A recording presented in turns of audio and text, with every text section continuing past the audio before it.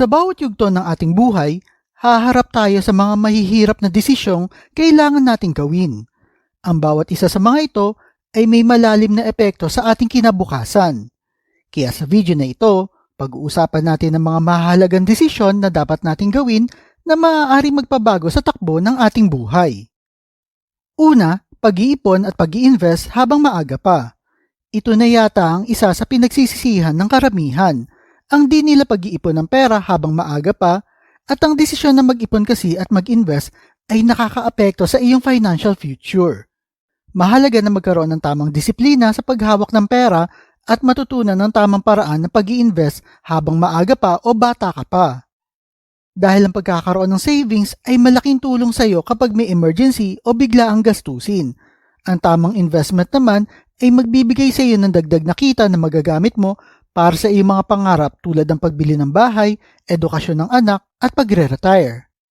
Sa ganitong paraan ay mamamaximize mo ang epekto ng compound interest na makakatulong sa iyo na magkaroon ng sapat na pondo para sa iyong mga pangangailangan at pangarap sa buhay. Ang pangalawa, pagpili ng tamang partner sa buhay. Ang pag-aasawa ay isa sa pinakamahalagang desisyon na gagawin mo sa iyong buhay. Piliin ang tamang tao na magbibigay sa iyo ng pagmamahal, suporta sa mga desisyon sa buhay, at higit sa lahat ay nakakaintindi sa iyo. Sobrang nakaka-stress yung mag-aasawa ka tapos araw-araw lang din pala kayong mag-aaway. Ang tamang partner ay makakatulong sa iyo na maging masaya at matagumpay sa buhay. At hindi lamang ito tungkol sa pagmamahalan, kundi pati na rin sa pagiging magka-partner sa lahat ng pagsubok sa buhay. Dapat ang partner mo sa buhay ay magbibigay sa iyo ng emotional na suporta at tutulong sa iyo sa pag-abot ng iyong mga pangarap.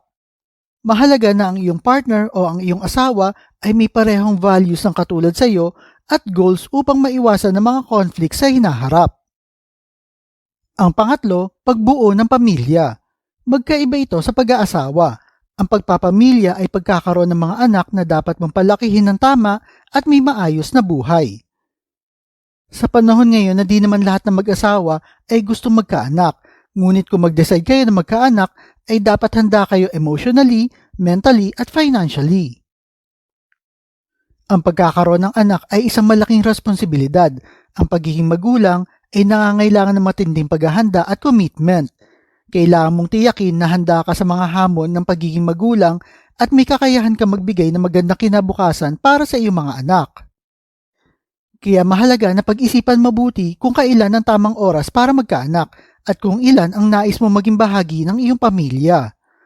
Huwag yung tira ka lang ng tira. Mahalaga na pag-usapan niyo ng inyong partner upang magkaroon kayo ng malinaw na plano sa inyong pamilya.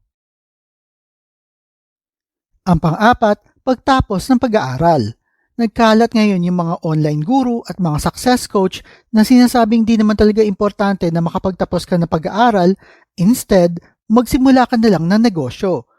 At may gago pa na sinasabing yung tuition fee na binibigay ng mga magulang mo ay i-invest mo na lang sa negosyo as if naman lahat ng negosyo ay nagiging successful kaagad.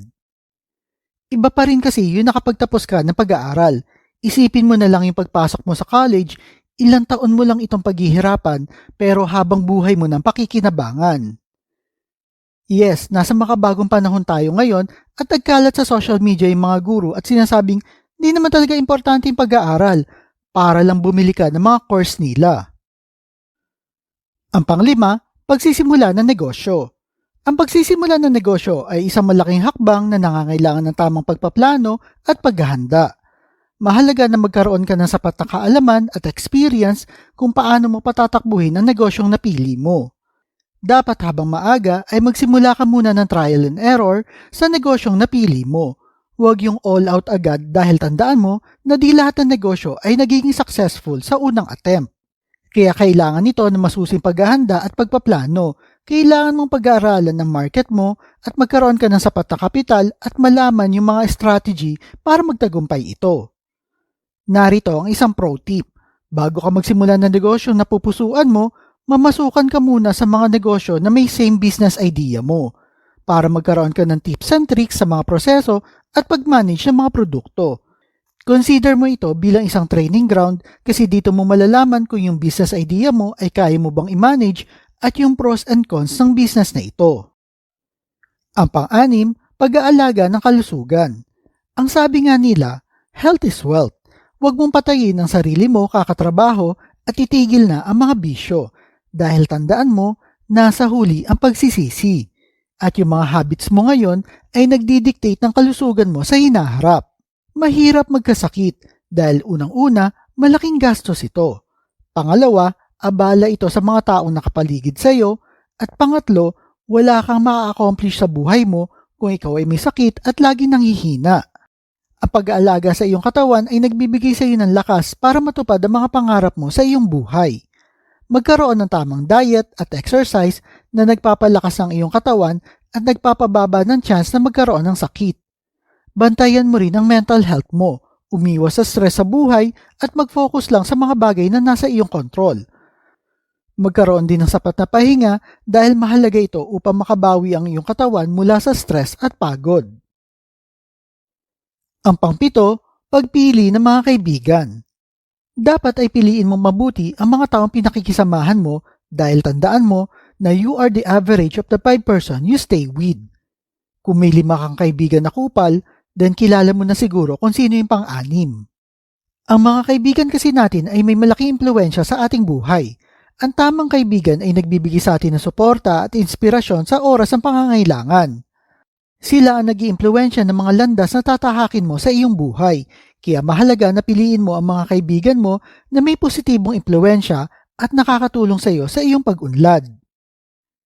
Ang pangwalo, pag-alam sa mga priority mo sa buhay. May video akong ginawa tungkol sa mga dapat mong i-prioritize sa buhay mo. Dito ay isinama ko yung mga bagay tulad ng anak, magulang at marami pang iba. Dapat kasi ay alam mo yung mga bagay na dapat mong i-prioritize o mas pagtuunan ng pansin. Tandaan mo na di lahat ng urgent ay importante at di ka naman si Superman para sabay-sabay mong pagsabayin yung mga bagay na dapat mong gawin. Mabilis lang nalilipas ang oras at di mo namamalayan na matanda ka na at nagsisisi sa mga bagay na di mo ginawa habang kaya mo pa. Ang pagkakaroon ng balanse ng trabaho, pamilya at personal interest ay nagbibigay sa iyo ng kasiyahan at fulfillment. Mahalaga na matutunan mong i-prioritize ang mga bagay na mahalaga at gamitin ng oras sa tamang paraan. Ang tamang paggamit ng oras kasi ay nagbibigay sa iyo ng mas mataas sa kalidad ng buhay at kasiyahan. Ang tanong, paano mo malalaman kung tama ang desisyon mo? Well, makinig ka sa iyong intuition at kumonsulta sa mga taong pinagkakatiwalaan mo. Gumawa ka ng masusing pag-aaral at pag-isipan ng mga posibleng epekto ng iyong desisyon. Ang tamang desisyon kasi ay dapat nakakapagbigay sa iyo ng kapayapaan ng isip at kasiyahan. At kung nagkamali ka man sa iyong desisyon, then parte ito ng buhay. At kung sa tingin mo nga nagkamali ka, matuto ka sa iyong mga pagkakamali at gamitin mo ito bilang gabay sa mga susunod na desisyon. Ikaw ba, anong mga desisyon na kinakaharap mo sa buhay mo ngayon? Type mo naman sa comment section below. At kung mahilig kayo sa mga videos tungkol sa pera, motivation o business, like and share nyo lang ang video na ito at kita-kita po ulit tayo sa mga susunod na video.